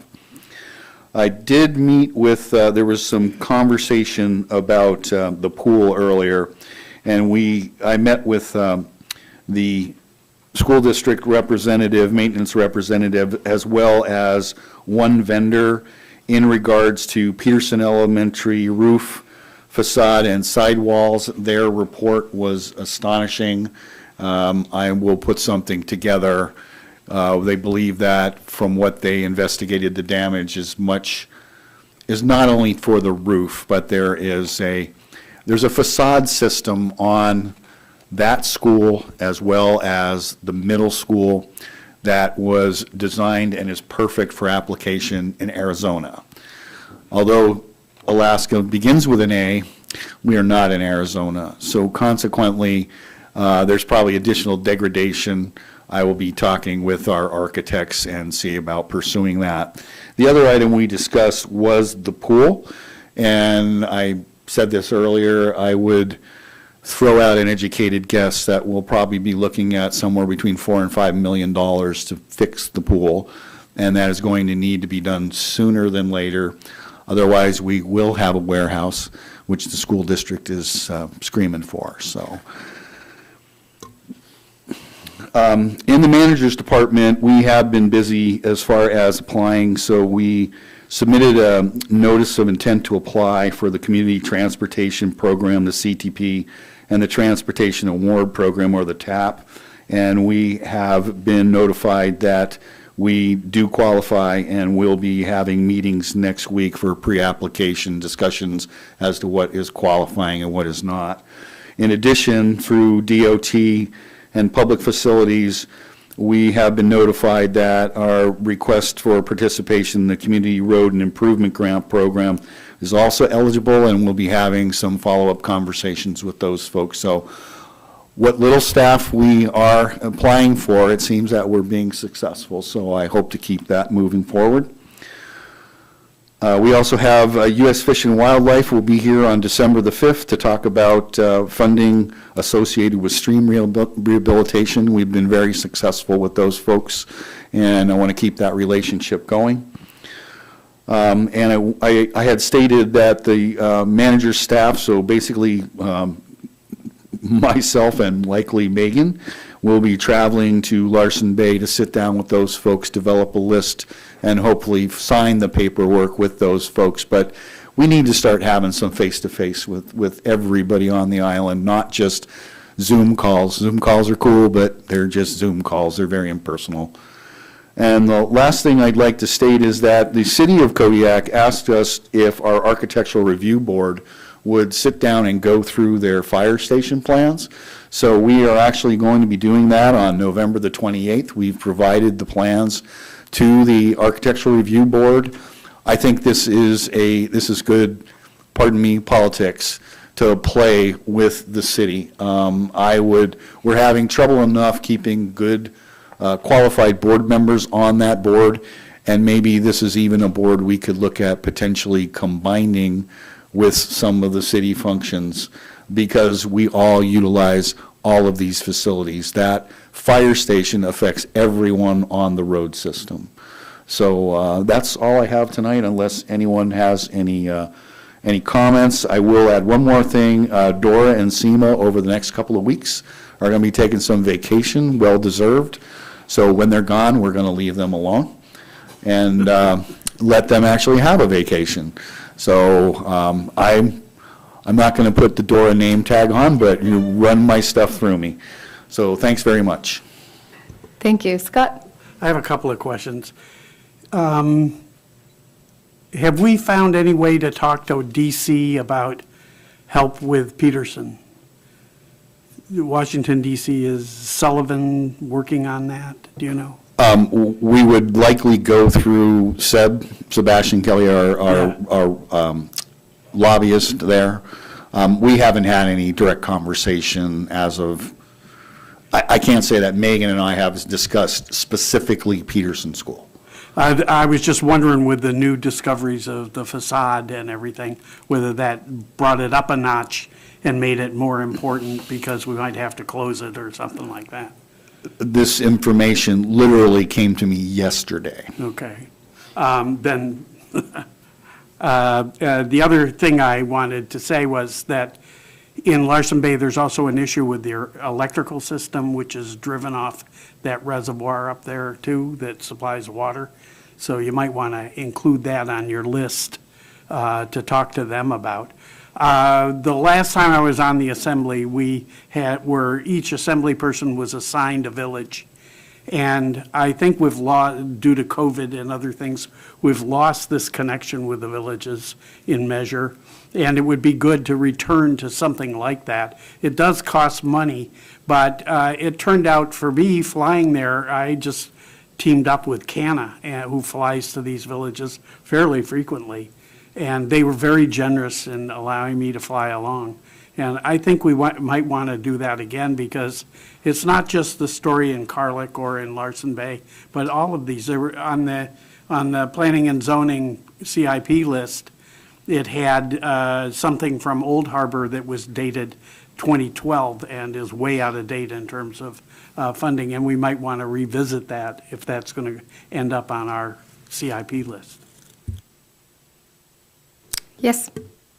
So one comment, I agree with you about the travel. However, I'm going to take it a different step in that I believe that the borough and the school district should assign appropriate people, and every school be visited at least annually, so that as someone from the borough and someone from the school district at an equal level goes out there and does a on-site evaluation, because then you have real-time information, and that would be the appropriate time for anyone on the assembly to come out, whether they're assigned to that village or not.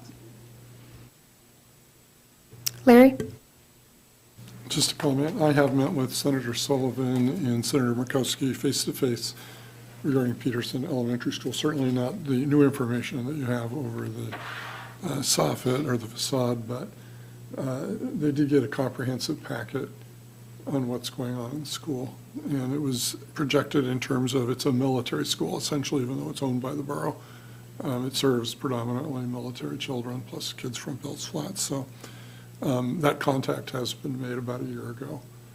And I certainly could work with you to renew that conversation if you'd like.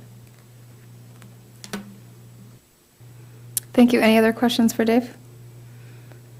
Seeing none, now we will move on to the packet review. In unfinished business, we have Resolution 2315, which is our CIP projects priority list. We talked about that under the agenda tonight, so there's no further action needed taken on that.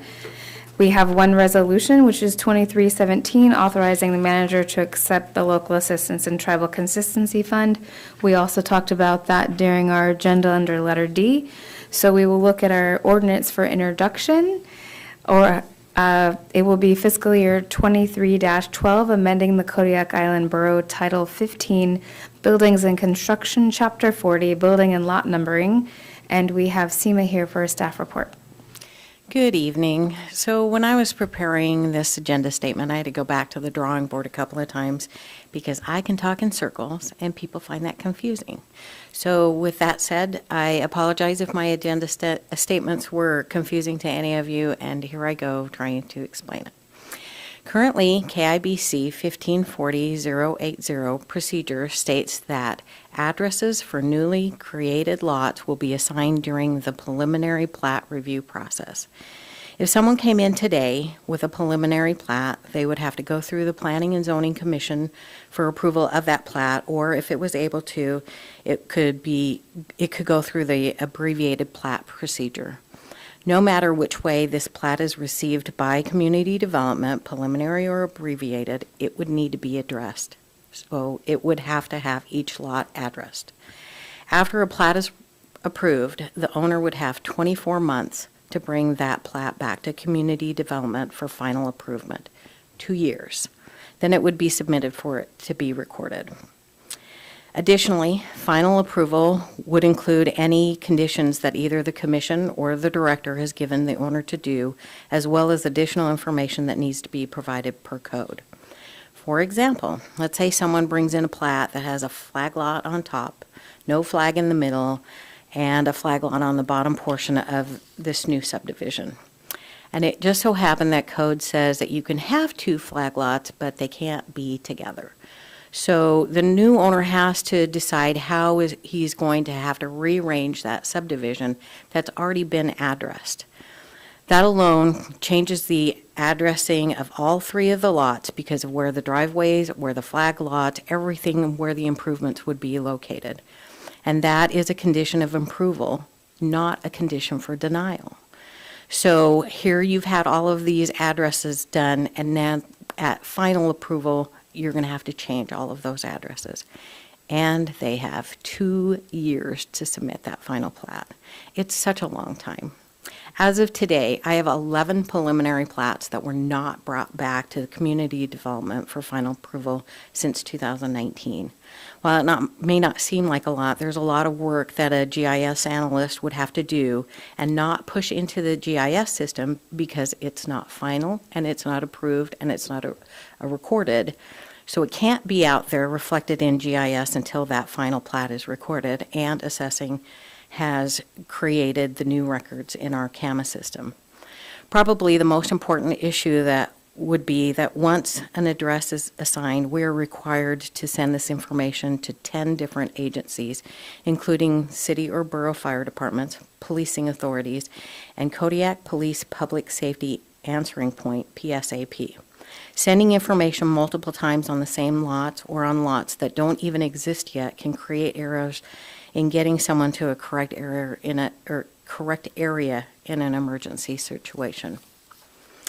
Community Development is requesting this change in code from addressing properties during the preliminary plat process to at the earliest occurrence of either issuance of a driveway permit, issuance of a building permit, or at the request of the owner. I'd be happy to answer any questions that you might have on this. Thank you. Any questions from the Assembly?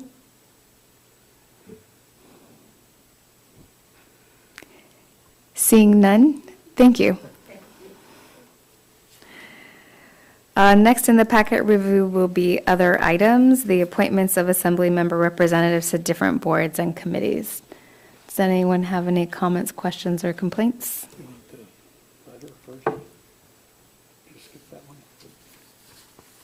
On here, it's second. Oh, okay.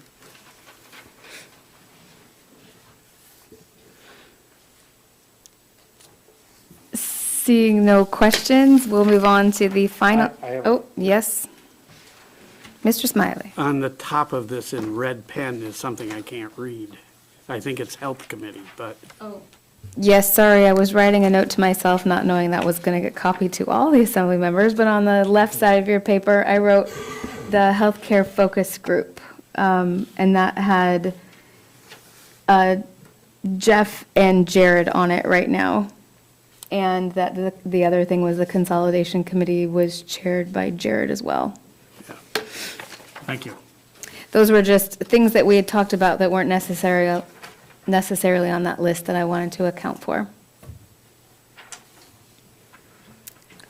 All right, if no one has any questions on that, we will move on to the letter of support for the Kodiak Reentry Coalition Program.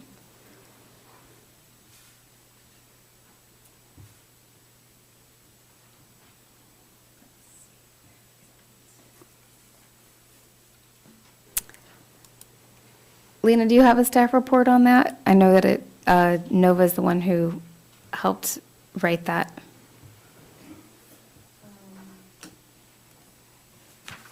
I do not have a staff report, but I believe the information is located in your packet, and I am happy to look into any questions you guys might have after reviewing what is included in there.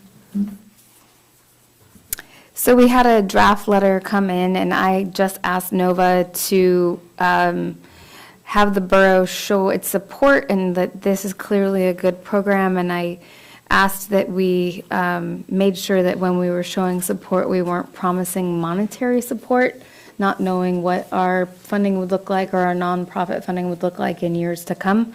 So I think it meets the specification of what they need for support from the borough without over-promising when we're not in that budget cycle yet. Did anyone have any questions for that? Jeff?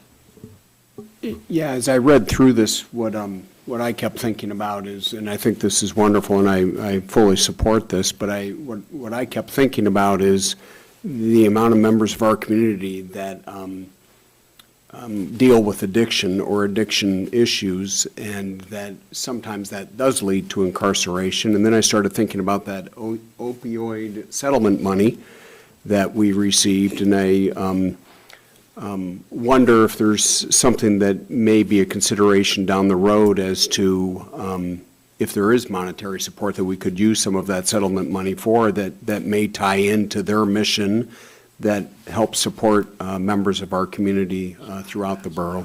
So just a thought. Scott? Wasn't that just $9,000? Yeah. You remember? Yeah, I think it was $9,000 a year for 20 years, Yeah. and the state decided that it was better to spend it that way than to do something as a state. Dora? So I just received our second payment here recently, I think in February. No. Yeah, maybe it was February. Anyway, 7,000 and some change. So now the balance is up to about 14,000. I mean, after 20 years, it's going to be a lot of money. We can do something. I think that's a great idea, Jeff, and maybe we can roll that into when we're looking forward to the healthcare needs in your focus group. See how I did that? And tie that in, because that is a part of obviously the healthcare that we have a gap in. So that would be a great use of that money if that helps us plan, or matching money for grant money or whatever it takes to get that program rolling. So thank you for that. Is there any other questions on that letter? We'll vote to go ahead and have that signed at our next regular meeting. And that is the last thing in our packet review. Let me make sure, because I've been skipping things. Yes, so we are on to assembly member comments, and tonight we will start with, nope. That is just for the regular meeting.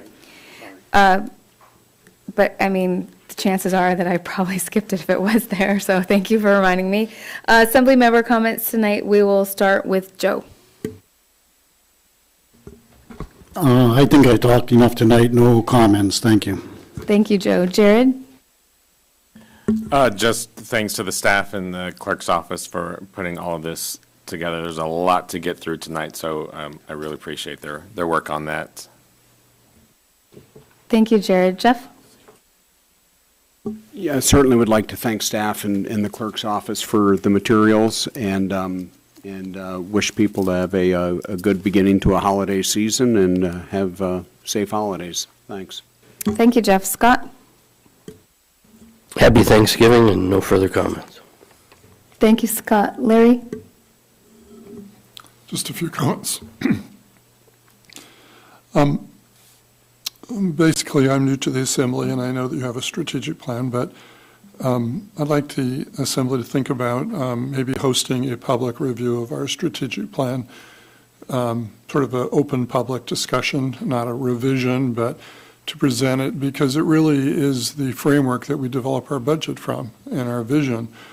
And if the public's not aware of our strategic plan, and if it's not a viable guide map for the Assembly, then why have it? So it wouldn't be an agenda item for the Assembly as much as it would be hosting sort of a public forum where the public can talk and we can present it and get input on it, and I think it sets us all on the same page.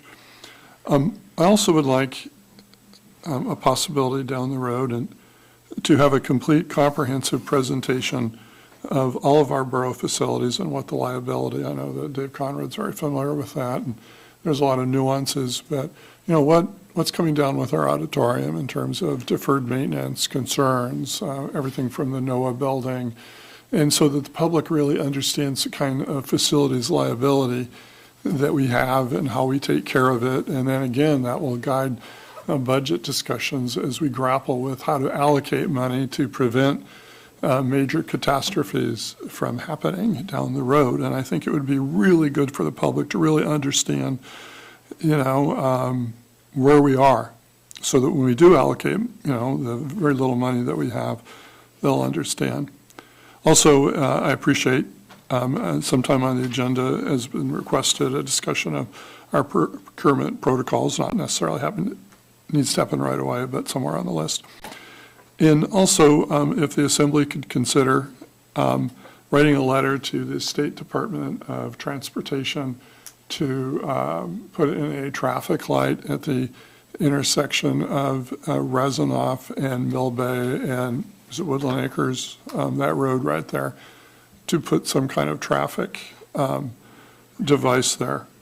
And it's a state road, and I think, we might have them take a look at that. And also congratulations to Lena for some of the things that she's doing to become,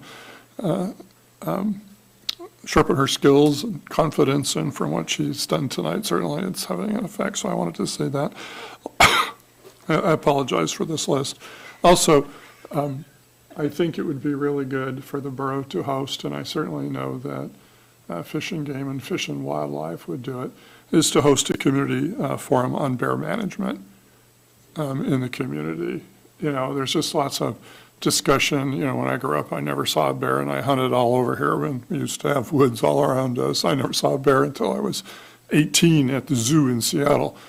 And, but now they're everywhere, and they're frightening people, and I'd like to know what the plan is, and I think the public, and so I think sometimes the borough could host a forum. We wouldn't have to do it at a meeting, but where the people that know could come in and talk about where we are and what we want to do to manage this, because it seems to get worse every year. And also, when I was on the assembly last time, I was assigned one of our rural communities to sort of be a spokesperson, and it wasn't on the list. And I would be happy to work with one of the villages. I'm most familiar with pretty much all of them, actually. But I know a lot of people in Old Harbor, but I would be happy to act as a liaison with one of the rural sites, if that's still something that we're doing to increase communication. That's all I have. Sorry. Thank you, Larry. Scott? Nothing, thank you. I actually just looked at our strategic plan this morning. I went on the radio for KMXT for Talk of the Rock, and I was asked what the borough's priorities were and what projects we were working on and what our plan was. And I was like, well, I better know this. And it was signed by Dan Rohr. And it says in it that we're going to review it at certain intervals. I don't think that's been done.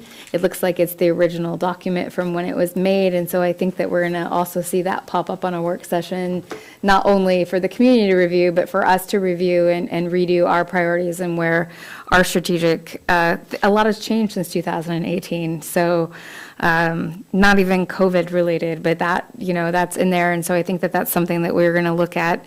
I really want to take the time and thank those people through the multiple tries to connect from Kodiak, sending a letter, and then being here for comments tonight. That's huge, and we don't get a lot of village participation, so I'm really glad those communication lines are open, and I look forward to working hopefully on some kind of resolution for that and other issues that we're having in the villages. I think that it's really easy to just say that we represent them, but it's a lot harder to do in practice, so I'm glad to see that begin.